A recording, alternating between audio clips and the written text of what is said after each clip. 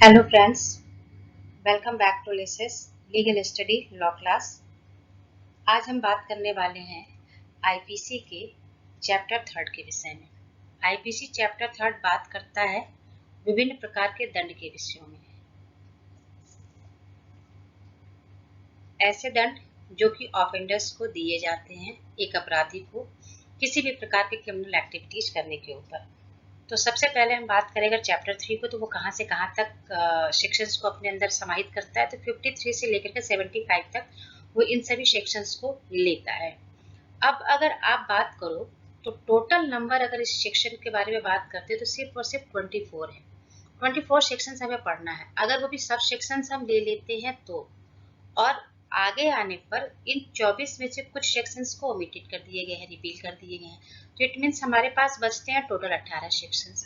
और 18 सेक्शंस में भी सबसे मोस्ट इम्पॉर्टेंट सेक्शंस जो होते हैं, जो कि हर बार किसी न किसी एग्जाम्स में पूछे जाते हैं, चाहे वो जुडिशियरी हो, एपीओ हो, सब इंस्पेक्टर्स हो, पीसीएस जे का हायर या लोअर। तो इन सब में मोस्ट ऑफ जो पूछे जाने वाले सेक्शंस हैं वो यही सेक्शंस है बच्चों। 53, 54, 55, 63, 73 एंड 74। सबसे ज्यादा क्वेश्चंस इसी में से आते हैं। तो आज हम सिर्फ इन सेक्शंस के बारे में ही पढ़ेंगे।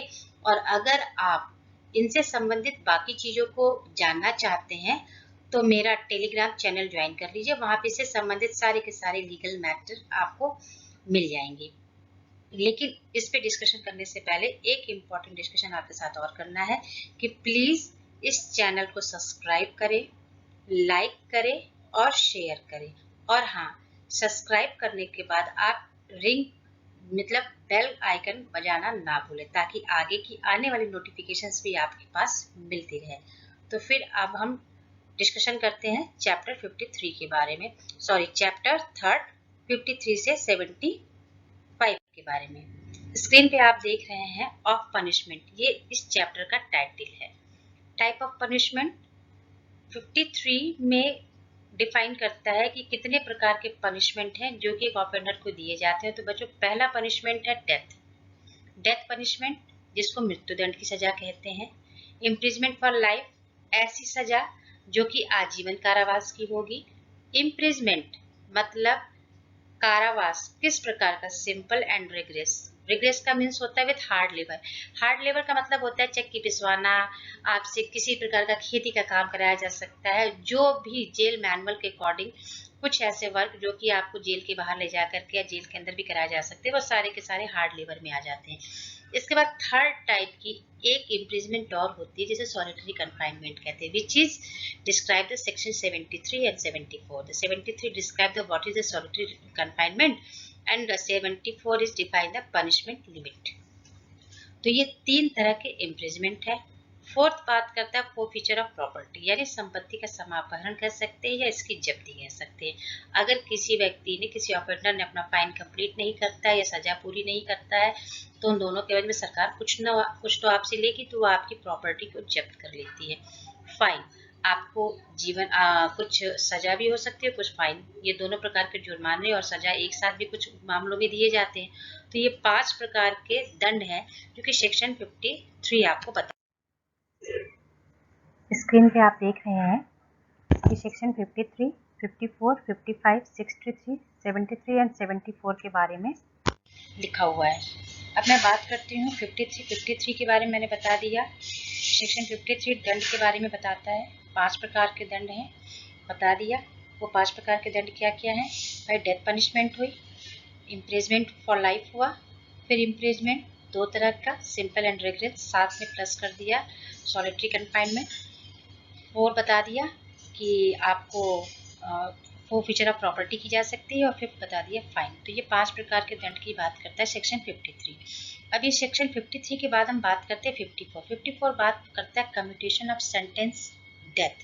इसका मतलब होता है कि मृत्यु दंड के लघुकरण, यह इससे संबंधित है, उसको कम करना। अब मृत्यु दंड का कम क्या हो सकता है? उसके दंड को कम करके आजीवन कारावास में कन्वर्ट कर सकते हैं। तो ये शक्ति किसके पास होती है? ये शक्ति होती है समुचित सरकार के पास, यानी appropriate government. Appropriate government section 55A में डिफाइन किया गया है, जो कि किसी भी आजीवन कारावास का या मृत्युदंड की सजा को कम्यूटेशन करके कम कर सकती है। और वो सबसे इम्पॉर्टेंट चीज़ कि इन दंड को कम करने के लिए कभी भी किसी अपराधी की सहमति या उसकी कंसेंट लेना जरूरी नहीं होता है। इसके बाद हम बात करते हैं 63 बात करता है अमाउंट ऑफ फाइन की, कि जुर्माने की रकम की जो अमाउंट होगा वो क्या होगा। ये हर टर्म्स एंड कंडीशंस और ऑफेंस के अकॉर्डिंग वर्क करता है। इसका मैक्सिमम होता है लेकिन अनलिमिटेड नहीं होता है। 73 एंड 74 पे हम सबसे ज़्यादा फोकस करेंगे कि वो कौन से सेक्शन है जो कि solitary confinement and limit of confinement की बात करता है।